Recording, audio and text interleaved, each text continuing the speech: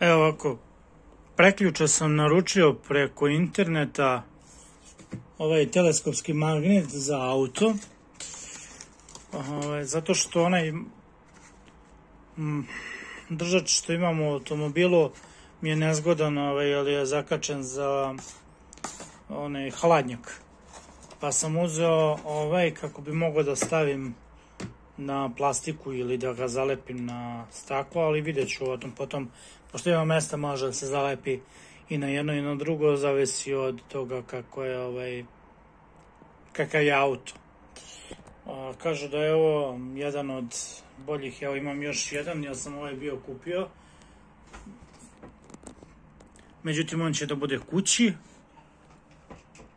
a ovaj ću da ponesem za automobilčić.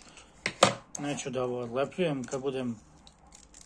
došao sutra na posao, samo ću ovo da, ovaj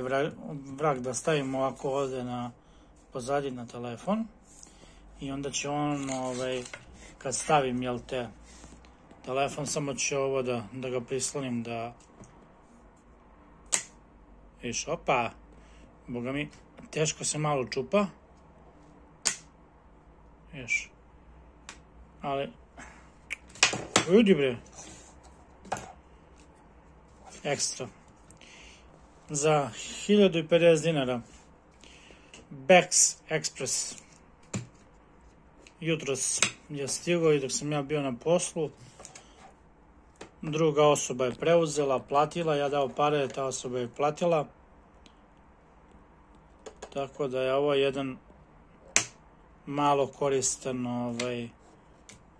korisno je ovo, odnosno, znate, kad imate auto, doduše nije moj auto službeni, ali nema veze. Šef će se obradovati kad bude video, možda, a možda i neće, vidjet ćemo. Ali ovo je u svrhu posla, lakše je da ne gledaš, da ne zvirkaš dole, nego da gledaš pravo samo.